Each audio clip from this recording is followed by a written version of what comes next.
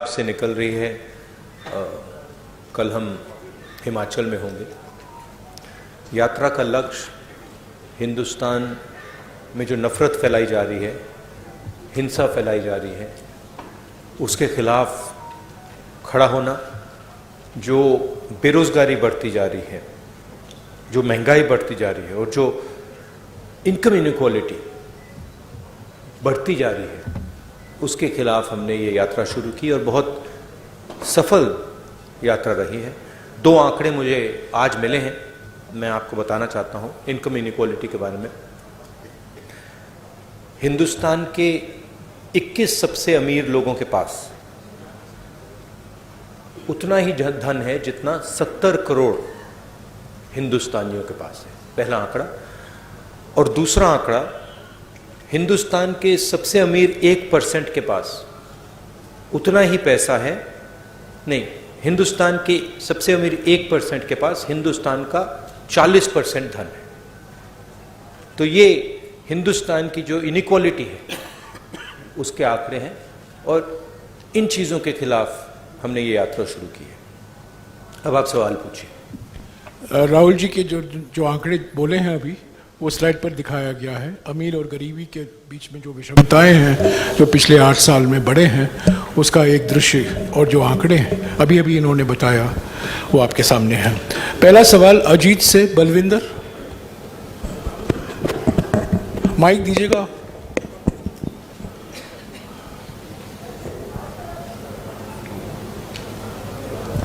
अगर बलविंदर नहीं है, जगबानी से विजय नागला।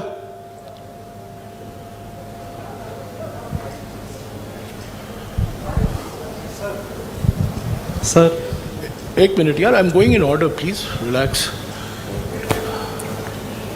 सर, जो आपका प्रयास है लोगों को जोड़ने का, वो एक प्रशंसनीय कदम है। और मैं चाहता हूं कि जो ईवीएम पर जो लोगों में धारणा है कि ईवीएम के कारण कांग्रेस पुनः सत्ता में नहीं आ सकती, क्या आप ईवीएम पर भी कोई फैसला लेना लोगे, ऐसा कि जिससे लोगों के जो धारणा बनी हुई है कि ईवीएम, जब तक ईवीएम रहेगी कांग्रेस कभी सत्ता में वापस नहीं आ सकती? ईवीएम की बात विपक्ष ने हमने 2-3 बार करी है और वो चर्चा चल रही है, मगर ईवीएम सिर्फ एक एलिमेंट है। जैसे मैंने पहले भी कहा है,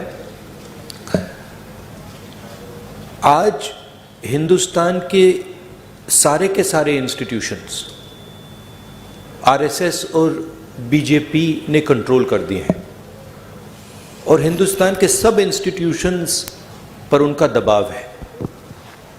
प्रेस पे दबाव है, ब्यूरोक्रेसी पे दबाव है, इलेक्शन कमीशन पे दबाव है, जुडिशरी पे प्रेशर डालते हैं। तो सारे के सारे इंस्टीट्यूशंस पर उन्होंने कब्जा कर रखा है। तो ये लड़ाई अब जो पहले राजनीतिक लड़ाई होती थी वैसी लड़ाई नहीं है। एक पॉलिटिकल पार्टी दूसरी पॉलिटिकल पार्टी के बीच में लड़ाई नहीं है। अब ये हिंदुस्तान के इंस्टीट्यूशंस जो इन्होंने कैप्चर करे हैं उनके बीच और ऑपोजिशन के बीच में लड़ाई है। उसमें एक फैक्टर ईवीएम है, मगर बहुत सारे दूसरे फैक्टर भी हैं। हिंदुस्तान में जो नॉर्मल डेमोक्रेटिक प्रोसेसेस होती हैं आज वो नहीं है। जो विपक्ष के लोगों पर आक्रमण हो रहा है, सीबीआई, ईडी, पेगासस, ये नॉर्मल डेमोक्रेटिक फंक्शनिंग नहीं है। भास्कर से गिरिजेश मिश्रा।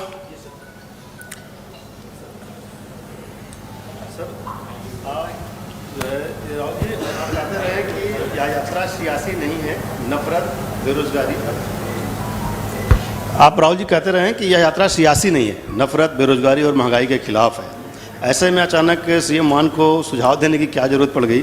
क्या यह माना जाए कि 10 जनपद की दखल आने वाले समय में राज्यों में कम होगी? ये आपका सवाल है या किसी और ने लिखा आपके लिए? पूछ रहा हूँ, पढ़ के देख रहे हैं, पता नहीं किसने आपको पूछा हो। देखिए, मैंने सीएम को जो पंजाबी कल्चर है, जिसको मैं अच्छी तरह समझता हूँ, जो पंजाबी हिस्ट्री है, उसके बारे में मैंने उनको प्यार से बताया है। पंजाब को पंजाब से ही चलाया जा सकता है, ये हिस्टोरिकल फैक्ट है, ये कोई नई बात नहीं है। और अगर पंजाब को दिल्ली से चलाया जाएगा तो पंजाब के लोग उसको एक्सेप्ट नहीं करेंगे और रिएक्ट करेंगे। ये राजनीतिक बात नहीं है, ये फैक्ट है।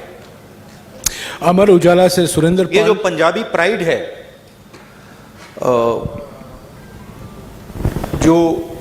जो पंजाबी सेल्फ बिलीफ है, कॉन्फिडेंस है, प्राइड है, वो इस चीज को कभी एक्सेप्ट नहीं करेगी।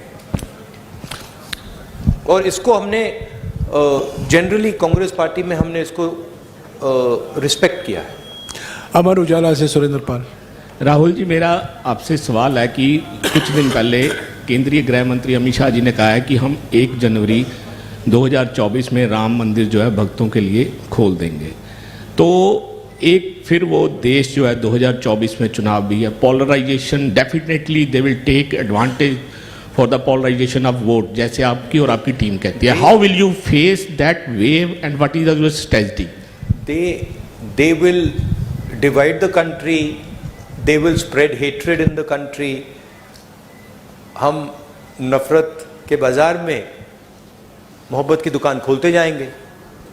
बहुत सारी दुकानें खुल रही हैं मोहब्बत की, तो हम ये अपना काम करते जाएंगे, वो उनका काम करेंगे। हिंदुस्तान की जो संस्कृति है, हिंदुस्तान का कल्चर है, भाईचारे का है, मोहब्बत का है, जीत मोहब्बत की होगी। ट्रिब्यून से दीप कमल। राहुल जी, माय क्वेश्चन, हाँ जी, in 2022 many BJP many leaders from Congress have gone to BJP, and do you think there's a leadership crisis left in the party, and what role do you think Mr. Sidhu will have once he's out of his judicial custody? I think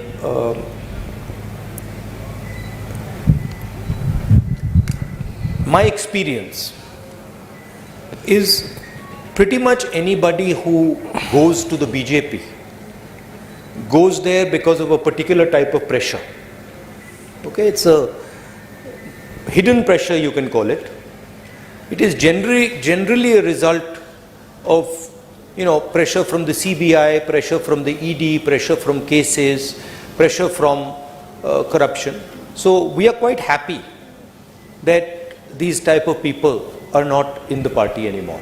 And I think as far as the party is concerned, what I've seen on the street is tremendous enthusiasm, extremely dynamic workers, and a mix of senior and young leaders. So what I see in the Congress party is extremely capable leadership all the way from the top to the worker level. So I'm not worried about that. In fact, I'm quite happy that some of the sort of riffraff has gone somewhere else. Hindustan Times से Harpreet Kaur. No supplementary, please, madam. Please sit down. Harpreet Kaur. Everybody will have a role. Everybody will have a role to play. We are a democratic party. We like to involve all people and function together. Hindustan Times से हरप्रीत कौर नहीं आई है, आई है। I want to ask about the security lapses during your yatra. Even today we heard that there was some lapse. So what you have to say about that? What lapse was there today? Somebody came from the crowd? Someone came to hug me. I don't know why you're calling that a lapse. I think the person was, he was checked by the security people. He was a bit overexcited. It's not a problem. It happens quite often. The PCC president has already issued a statement on this incident, which you call a lapse. It's not a lapse. Indian Express, Navjeevan Gopal. There's quite a lot of enthusiasm in the yatra. Many people get overexcited, and that was a case where he was a bit extra charged up. So there's no problem. It's happened many times before. I wouldn't call that a security lapse. Indian Express से नवजीवन Gopal. Hi. opposition parties like Akali Dal, they are raising questions on your visit. I mean, they want you to apologize for the 84 thing, Operation Blue Star and riots. What do you have to say on this? Prime Minister Manmohan Singh, on the floor of the House, has made his position and the Congress Party's position very clear.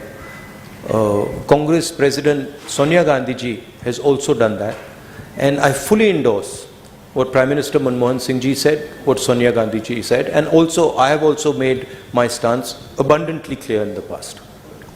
रोजाना spokesman से Charanjit Singh. Sir, किसानों की बात करते हैं। 3 खेती कानून आए, ठीक है, वो वापस ले लिए मोदी जी ने, लेकिन अगर किसानों की आय कम हो रही है, अगर दुगनी नहीं हुई 22 तक, तो आपको क्या लगता है कि किस चीज में समर्था है कि जो किसानों की आय को आगे लेके जा सकती है, और इसका हल क्या था? देखिए,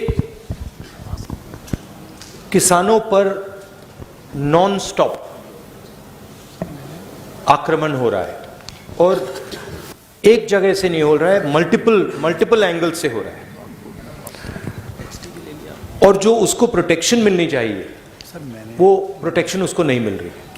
यूपीए के समय हमने प्रोटेक्शन दी थी, कर्जा माफ किया था, एमएसपी थी, अलग अलग हमारे अप्रोचेस थे, मगर मैं ये भी कह सकता हूं कि शायद हमने भी जितना करना था हमने नहीं किया, उससे ज्यादा करना चाहिए था, क्योंकि किसान देश को भोजन देता है। भैया थोड़ा हट जाइए। देश को भोजन देता है, वो देश की एक प्रकार से रीढ़ की हड्डी है, और एग्रीकल्चर पे बाकी चीजें बिल्ड हो सकती हैं। तो चाहे हमारी यहां सरकार आए, चाहे यूपीए जैसी सेंटर में हमारी सरकार आए, किसान will be our central focus. उसकी हम प्रोटेक्शन करेंगे। हमने न्याय योजना की बात की थी, जो मिनिमम इनकम गारंटी सबसे गरीब लोगों के लिए, वो किसानों को, गरीब किसानों को मिलेगी। तो हमारा विजन एग्रीकल्चरल सेंट्रिक है, और हम चाहते हैं कि एग्रीकल्चरल सेक्टर में टेक्नोलॉजी जाए, कोल्ड चेन्स बने, एग्रीकल्चरल स्ट्रक्चर में जॉब्स क्रिएट हों। तो हमारी स्ट्रेटजी का सेंट्रल पीस है। प्राइम एशिया से नंदप्रीत सिंह। राहुल जी, आपने इस यात्रा के दौरान सबसे बड़ा अटैक एक तो बीजेपी पे किया है और दूसरा मीडिया पे किया है, 4th पिलर है डेमोक्रेसी का। इस पे मेरा सवाल ये है कि मान लीजिए कांग्रेस सत्ता में आती है और आप प्रधानमंत्री बन जाते हैं, तो जो ये नेशनल टीवी पे जो आजकल जिसको आप गोदी मीडिया का नाम देते हो, तो उस पर हिंदू मुस्लिम का एक चलता है, आप बोलते हो कि भारत को बांट रहे हैं वो, तो क्या आप उस पर रोक लगाएंगे? और क्या आप बोल रहे हो कि मीडिया गुलाम है, क्या आप भी उनको अपना गुलाम बना लोगे फिर?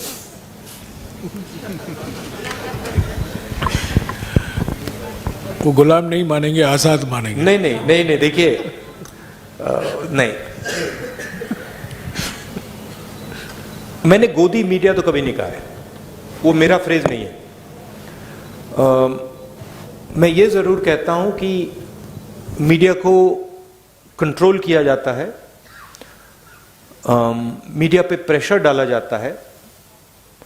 मैं ये भी कहता हूं कि जो आप जैसे रिपोर्टर्स हैं, आपकी इतनी गलती नहीं है, आप पर कंस्ट्रेंट्स हैं, आपके जो मालिक आपको कहते हैं वो आपको करना पड़ता है, और जो आपकी भावनाएं हैं उनको मैं समझता हूं, क्योंकि आप आके मुझे बोलते हो, जो आपको देश के बारे में लगता है मैं जानता हूं। तो मैं आपकी क्रिटिसिज्म नहीं कर रहा हूं, जो मीडिया का स्ट्रक्चर है उसकी मैं क्रिटिसिज्म कर रहा हूं।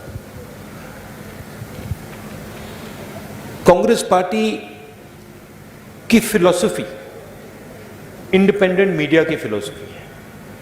कांग्रेस पार्टी की फिलॉसफी इंडिपेंडेंट इंस्टीट्यूशंस की फिलॉसफी है। मैं आपको बताऊं, अगर कांग्रेस पार्टी ये करना भी चाहे कि हम मीडिया को, मतलब जैसे आपने कहा, अपना बना दो, हमारे में वो कैपेबिलिटी नहीं है।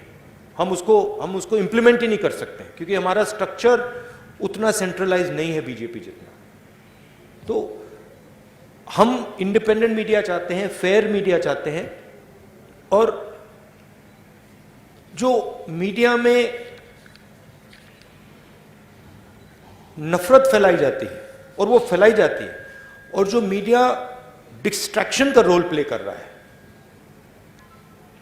जैसे मैंने अपने भाषण में कहा था, जब कोई जेब कतरा आता है तो वो अकेला नहीं आता, 2-3 लोग आते हैं, एक ध्यान को उधर ले जाता है और फिर जेब काटी जाती है। तो इनएडवर्टेंटली वो आप रोल प्ले कर रहे हो, आप लोग नहीं, बट आपका जो स्ट्रक्चर है, आप लोग डिस्ट्रैक्ट करते हो। आप लोग कहते हो देखो हिंदू मुस्लिम, ऐश्वर्या राय, शाहरुख खान, बॉलीवुड, तेंदुलकर, उधर देखो, और इधर मतलब किसान की लूट हो रही है, छोटे व्यापारी मारे जा रहे हैं, इनइक्वालिटी बढ़ती जा रही है। तो आपका रोल डिस्ट्रैक्शन का रोल है, आपका रोल वॉचडॉग का रोल होना चाहिए। जैसे हमने ये जो आंकड़े लगाए हैं, इसके बारे में आपने कोई सवाल ही नहीं पूछा। एक्चुअली ये सबसे जरूरी सवाल है, ऐश्वर्या राय से, शाहरुख खान से, ये जरूरी सवाल है, मगर आप लोग ये पूछते नहीं हो। आपकी गलती नहीं है, शायद आप पूछते, अगर आपको छूट दी जाती है आप पूछते, but your role is that वो watch dog. And what are the type of issues you should be raising? Farmers issues, employment issues. अखबार में एम्प्लॉयमेंट की बात तो पढ़ने को नहीं मिलती, स्मॉल स्केल इंडस्ट्रीज की बात तो सुनाई नहीं देती। लुधियाना में जो मतलब पूरा इंडस्ट्री खत्म हो गई, उसके बारे में सुनाई नहीं देता। तो that is the type of media we would like, a media that puts pressure on the government on key issues. You are for a Congress government, you are feedback channel. We want you to give us pressure on important things, on things like income inequality, on things like hatred, on things like anger, on things like farmers, on things like unemployed youngsters. That's your role, and that's the role we would like you to play. Not किसी ने मुझे बहुत मजेदार कहानी बताई, मैं पता नहीं बोलना चाहिए, नहीं छोड़ो। एबीपी सांझा से अनुजा शर्मा।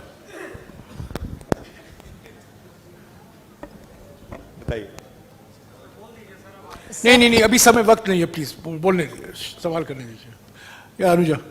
सर, भारत जोड़ो के लिए आप चल रहे हैं, भारत जोड़ो यात्रा कर रहे हैं, क्या कांग्रेस परिवार को जोड़ने के लिए भी आप आगे हाथ बढ़ाएंगे? वरुण गांधी आपके भाई हैं, क्या उनसे भी मिलकर चलने की बात की जाएगी? आप पहल करेंगे उनसे मिलने की? क्योंकि पानीपत में आपने एक स्टोरी सुनाई थी कि 2 भाई जो बहुत देर से बात नहीं कर रहे थे वो भी मिल गए। आप वरुण गांधी से मिलेंगे? देखिए, वो बीजेपी में हैं, शायद अगर वो यहाँ चलेंगे उनको प्रॉब्लम हो जाएगी, मगर मेरी विचारधारा उनकी विचारधारा से नहीं मिलती। मेरी विचारधारा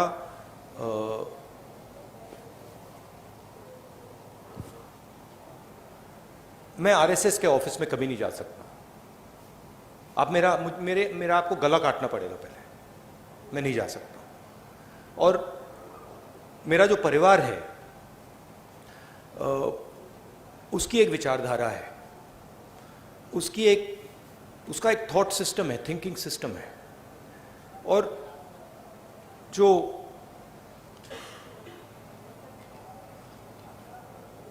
वरुण है, उन्होंने एक समय, शायद आज भी, उस विचारधारा को अपनाया और उस विचारधारा को अपना बनाया। तो मैं उस बात को एक्सेप्ट नहीं कर सकता। मैं जरूर प्यार से मिल सकता हूं, गले लग सकता हूं, मगर उस विचारधारा को मैं एक्सेप्ट नहीं कर सकता, कर नहीं सकता, इम्पॉसिबल है मेरे लिए। वो अलग रिश्ते होते हैं, बट मेरा पॉइंट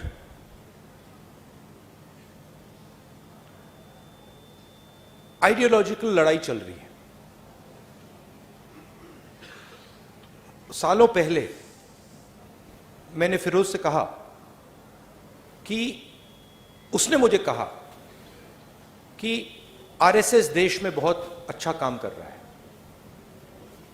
और मैंने कहा कि देखिए, आप अपने परिवार की हिस्ट्री जो है उसको आप थोड़ा पढ़िए और उसको आप समझिए, क्योंकि जो आपने मुझे बोला है, अगर आपने अपने परिवार की विचारधारा समझी तो आप ये कभी नहीं बोल सकते मुझे। पंजाब तक से अर्शदीप, बट कोई नफरत या ऐसी कोई बात नहीं है। जनेंद्र प्लीज, पंजाब तक से अर्शदीप।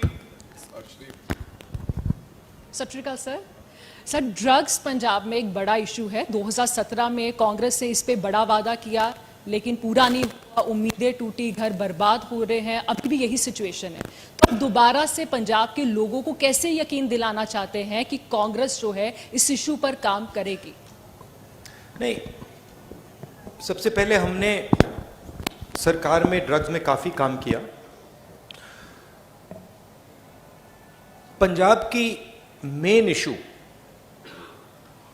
अनएम्प्लॉयमेंट की इशू है, और जो किसानों को डिस्ट्रेस हो रहा है वो 2 सेंट्रल इश्यूज हैं, और उसमें से ड्रग्स की इशू पैदा होती है।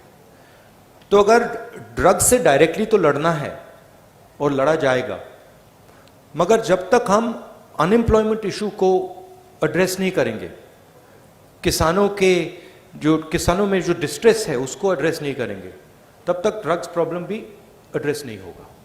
तो कंबाइंड तरीके से करके ये काम किया जा सकता है। पंजाब को, सचमुच में पंजाब को एक नए विजन की जरूरत है, और अगर मेरी पंजाब की सरकार के बारे में शिकायत है तो वो है कि उन्होंने पंजाब ने उनको एक अपॉर्चुनिटी दी। अपॉर्चुनिटी पंजाब को विजन देने की दी, और सरकार पंजाब को विजन दे नहीं पा रही। मैं पूछ रहा हूं लोगों से कि भाई, आम आदमी पार्टी ने क्या किया, क्या विजन दिया? तो उसका मतलब, और मैं कांग्रेस के लोगों से नहीं पूछ रहा हूं, मैं आम लोगों से पूछ रहा हूं, क्या मतलब आपको क्या लगता है? और रिस्पॉन्स यूनिवर्सली आ रहा है कि जो हमारी एक्सपेक्टेशन थी वो तो पूरी नहीं हुई, और ये मतलब बातें करते रहते हैं, मगर कोई पंजाब को जो विजन मिलना चाहिए वो नहीं मिला है। तो रियली जब कांग्रेस पार्टी की यहां सरकार आए, एक लॉन्ग टर्म विजन पंजाब के लिए देना पड़ेगा, और उसमें किसान और जो हमारे स्मॉल एंड मीडियम इंडस्ट्रीज हैं वो सेंट्रल होना पड़ेगा। इंडिया टीवी से पुनीत शर्मा।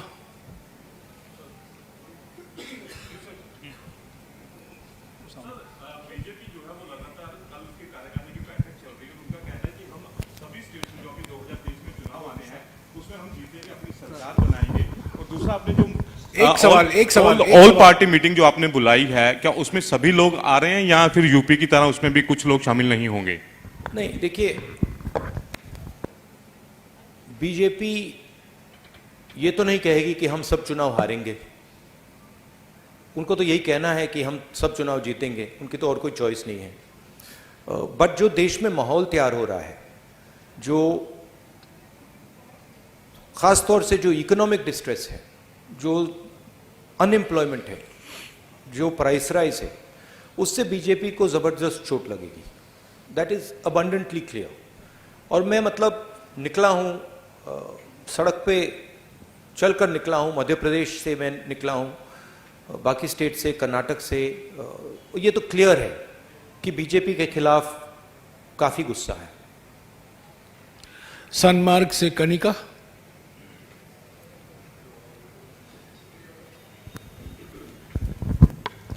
सर, मेरा सवाल ये है कि आप लगातार प्रेस कॉन्फ्रेंस में आरएसएस को घेरते आए हैं। आरएसएस द्वारा अभी मोहन भागवत ने एक बयान दिया 2019 के चुनाव से पहले, उन्होंने कहा कि भगवा ही हमारी पहचान है। तो इस बयान को आप किस तरह से देखते हैं? नहीं, जैसे मैंने कहा,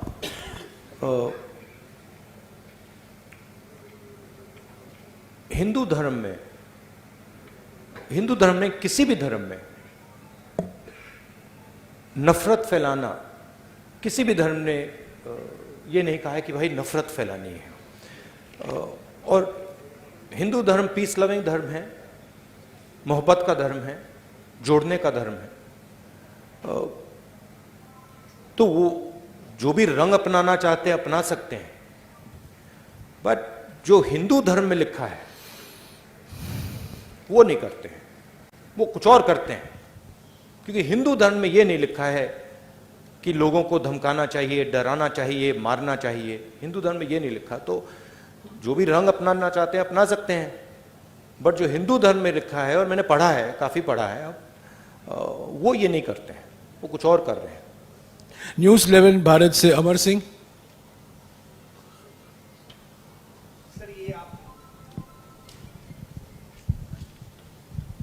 सर ये यात्रा आप कर रहे हैं और एक रिपोर्ट में ये कहा गया कि पूरे विश्व में सबसे ज़्यादा गरीब लोग जो है हिंदुस्तान में हैं, और आपके ओपनिंग रिमार्क में भी था कि अमीर लोग अमीर होते जा रहे हैं और गरीब लोग गरीब होते जा रहे हैं। क्या आप या आपकी सरकार आएगी तो इस पर कुछ करेंगे आप लोग, या फिर कोई ऐसा होगा कि जो पैरेलल हो जाए?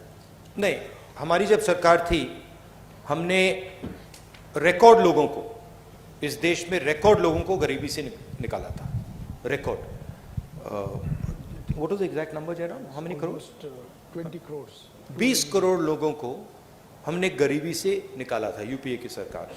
उन लोगों को नरेंद्र मोदी जी ने वापस गरीबी में डाल दिया है। तो हमारी पॉलिसीज हिंदुस्तान को इकोनॉमिकली आगे बढ़ाने की होती हैं, मगर हमारी पॉलिसीज गरीब लोगों की रक्षा करने की भी होती हैं। चाहे वो मनरेगा हो, चाहे वो भोजन का अधिकार हो, चाहे वो ज़मीनी अधिकरण बिल हो, न्यामगिरी ट्राइबल राइट्स हो, तो हम प्रोटेक्ट करके लोगों को, देश को आगे ले जाते हैं। और मुझे लगता है कि हिंदुस्तान के सामने सेंट्रल प्रॉब्लम अनएम्प्लॉयमेंट का प्रॉब्लम है। जो स्मॉल और मीडियम इंडस्ट्रीज पर आक्रमण हो रहा है, जो किसानों पर आक्रमण हो रहा है, इसके कारण बेरोजगारी बढ़ रही है। तो हमें एक किसानों के लिए, स्मॉल और मीडियम बिजनेसेस के लिए की रक्षा करनी पड़ेगी और उनको बढ़ावा देकर ये जो बेरोजगारी है इसको मिटाना पड़ेगा। पंजाब टुडे से राजेंद्र सिंह।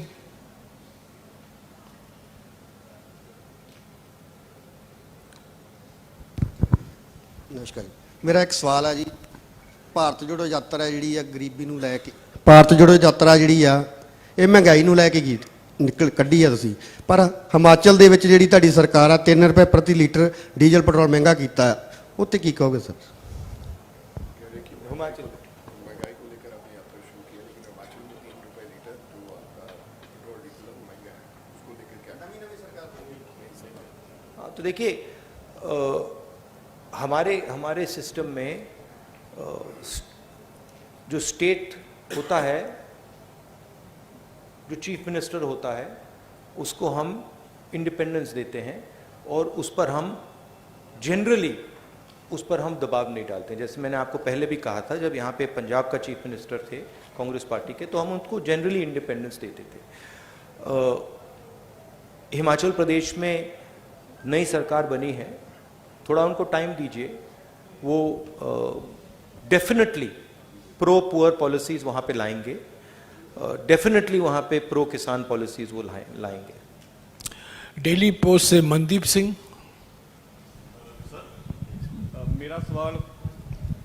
ਮੇਰਾ ਸਵਾਲ ਪੰਜਾਬ ਦੀ ਲੀਡਰਸ਼ਿਪ ਦੇ ਨਾਲ ਹੈ। 2022 ਦੀਆਂ ਵਿਧਾਨ ਸਭਾ ਚੋਣਾਂ ਦੇ ਵਿੱਚ ਤੁਸੀਂ ਚਰਨਜੀਤ ਚੰਨੀ ਹੋਣਾ ਨੂੰ ਮੁੱਖ ਮੰਤਰੀ ਐਲਾਨਤਾ ਸੀ, ਤਾਂ ਇੱਕ ਟਾਈਮ ਤੇ ਲੱਗਿਆ ਵੀ ਸੀਗਾ ਕਿ ਇਹ ਸਰਕਾਰ ਰਿਪੀਟ ਹੋ ਸਕਦੀ ਹੈ, ਪਰ ਜਦੋਂ ਵੀ ਚਰਨਜੀਤ ਚੰਨੀ ਕੋਈ ਫੈਸਲਾ ਲੈਂਦੇ ਸੀਗੇ ਤਾਂ ਨਵਜੋਤ ਸਿੰਘ ਸਿੱਧੂ ਸ਼ਾਮ ਨੂੰ ਉਸੇ ਫੈਸਲੇ ਦੇ ਖਿਲਾਫ ਇੱਕ ਪ੍ਰੈਸ ਕਾਨਫਰੰਸ ਕਰਦੇ ਸੀਗੇ। ਚਰਨਜੀਤ ਚੰਨੀ ਵਰਸਸ ਨਵਜੋਤ ਸਿੰਘ ਸਿੱਧੂ ਉਦੋਂ ਦੇਖਣ ਨੂੰ ਮਿਲਿਆ।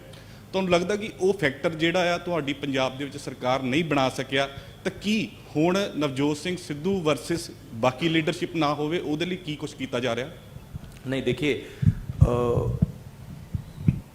पिछले चुनाव में काफ़ी एंटी इनकम्बेंसी थी, ज़रूर लीडरशिप के बीच में इश्यूज होती थी, बट ये आसानी से मैनेजेबल इश्यूज हैं और आइंदा ये आने वाले समय में ये इश्यूज नहीं होंगी। कोई ऐसी प्रॉब्लम नहीं है, सब एक साथ मिलकर चल रहे हैं। नहीं, वो लीडरशिप में कमी जब आती है जब जनता में थोड़ा प्रेशर बनता है, और इस बात को एक्सेप्ट करना पड़ेगा कि जो पिछली कांग्रेस सरकार थी उसके खिलाफ एंटी इनकम्बेंसी थी, वो सच्चाई है, और उसका नतीजा मतलब आम आदमी पार्टी चुनाव जीती है। बट अब मुझे लग रहा है कि वो जो एंटी इनकम्बेंसी जो फीलिंग कांग्रेस पार्टी के खिलाफ थी वो अब गायब हो गई। तो अब कांग्रेस पार्टी को बिल्ड करना है, और मुझे लगता है कि आसानी से यहाँ पे हम अगली गवर्नमेंट फॉर्म करेंगे। टाइम्स ऑफ इंडिया से IP Singh.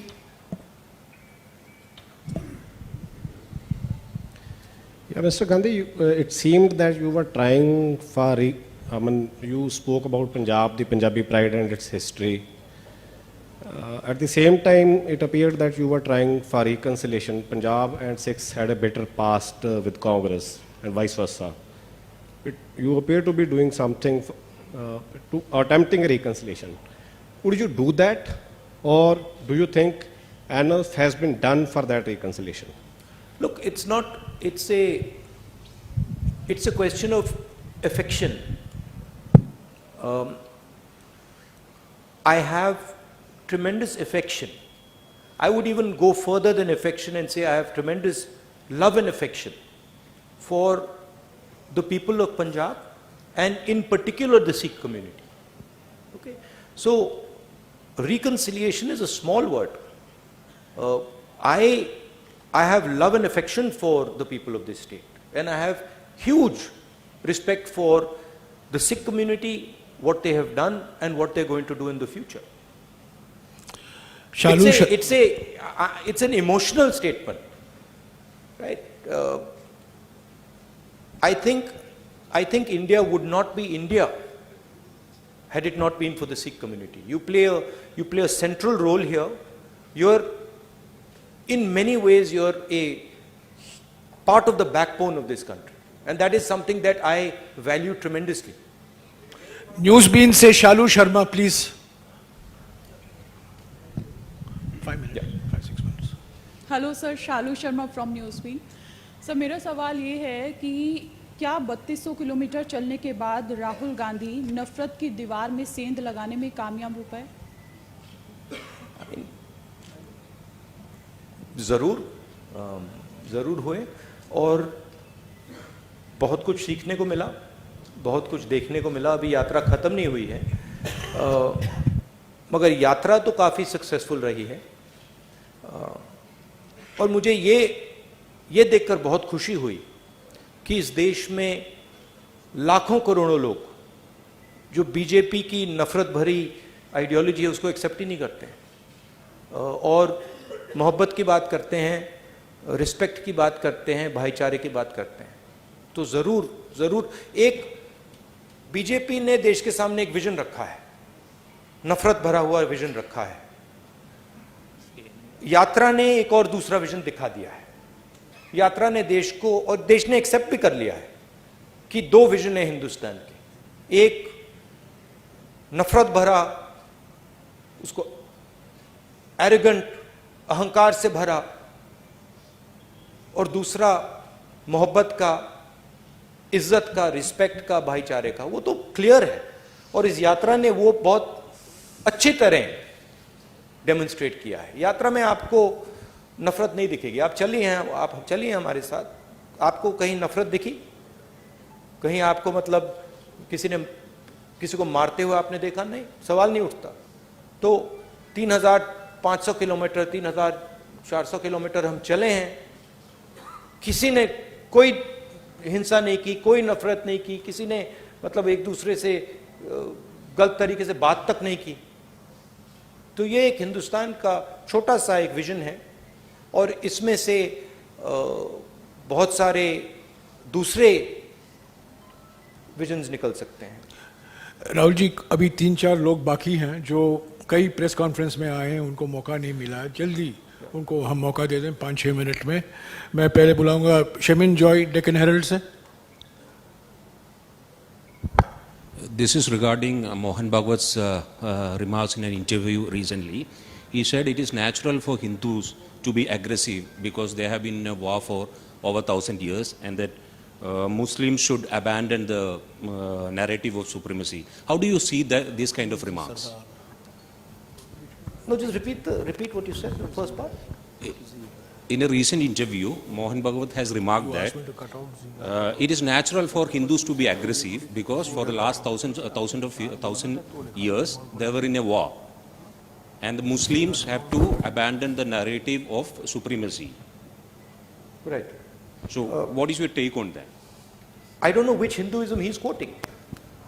I've never heard this. I mean, I've read the Gita, I've read the Upanishads. I've never heard this that Hindus should be aggressive. Hinduism is all about observation, about self-observation, about understanding the self, about humility, about compassion. I have not read this. I don't know what he's talking about. Maybe he's not read these books. Maybe this is some other idea that he's picked up. But I have not read that, even Lord Ram felt compassion for Ravan. Even Lord Ram, when Ravan was dying, Lord Ram was gentle, was loving, was affectionate. So I don't know where this gentleman is getting these ideas. They're certainly not Hindu ideas. They are RSS ideas. They're not Hindu ideas. जी से अनमोल Gulati. Thank you Jairam जी. राहुल जी, पंजाब के अगर मुद्दों की बात की जाए तो पानी का मुद्दा पंजाब का ऐसा है जो काफ़ी लंबे समय से जिस पर सिर्फ सियासत हुई है. SYL के मुद्दे पे पंजाब के मुख्यमंत्री ने एक सॉल्यूशन दिया था, YSL. तो क्या आपको लगता है YSL जो की है ये सही सॉल्यूशन है? एंड एक छोटा सा साथ में एक सप्लीमेंट्री नहीं होगा छोटा सा. These are extremely complicated matters that are not to be discussed lightly in a press conference like this. The aim of this press conference is Bharat Jodo Yatra, and these are attempts at distracting the narrative, and I'm not going to respond to it. Sir आपके दस्तार पे Soni Mishra from the Week, आपको जवाब मिल गया. Soni Mishra from the week.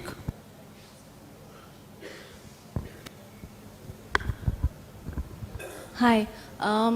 The yatra is about to reach its culmination, so I wanted to ask you,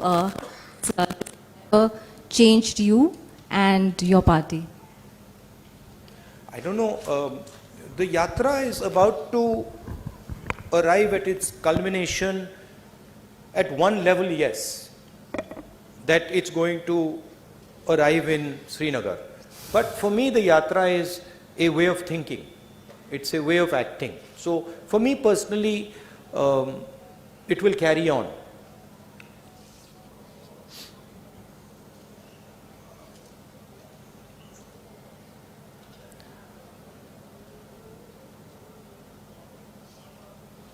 For me, walking across this country has been an extremely humbling experience. It's one thing as a politician to go somewhere by car or take a flight, go somewhere and then meet people and listen to them, and you learn quite a lot like that. You can sit with a farmer and you can talk to him.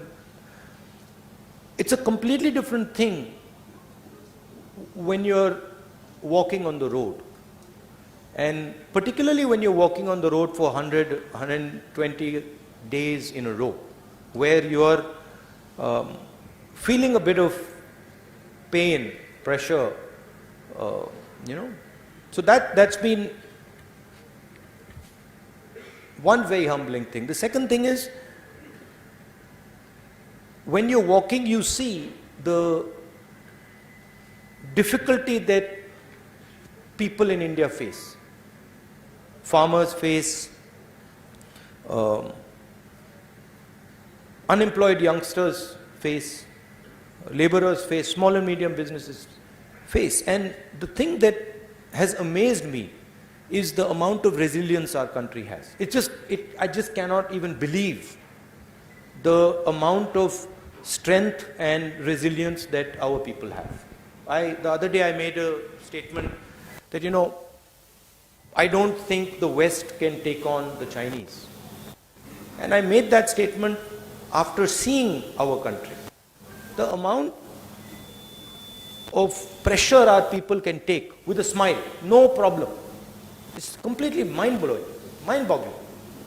And so for me, it's a tragedy that we are wasting this potential. It's a tragedy that, 1% of India owns 40% of the assets of this country. It's a tragedy, one, because it's unfair. But two, because you're stifling the growth of this country. I met so many small and medium business owners. And I ask them a question always. I'm like, listen, tell me something. Do you think you can become a 1,000 crore business or a 2,000 crore business or a 10,000 crore business? All of them say, no, it's impossible. We can't do it. Why not? We don't have the connections to do it. We simply cannot enter the political space. Doors are closed for us. We can't do it. There's an acceptance. But you can't build India like that. You can't, 20 people are not going to be able to build India. You need 10,000, 20,000, 30,000 solid business people to build this country. So we are heading into an accident, it's pretty clear. We are heading into an accident on the employment front. We are heading into an accident with the Chinese. We are heading into an accident on multiple fronts. And that to me is visible when I'm walking. शुक्रिया राहुल जी। जिनको मौका नहीं मिला है, आपको जम्मू में आमंत्रित हैं हम लोग। जिनको जम्मू में मौका नहीं मिलेगा, आप श्रीनगर में आइए। अभी राहुल जी आपके साथ फोटो खिंचाएंगे। हो गया, प्रेस कॉन्फ्रेंस हो चुका है, प्लीज, हो चुका है। राहुल जी को जाना है, हो चुका है, प्लीज।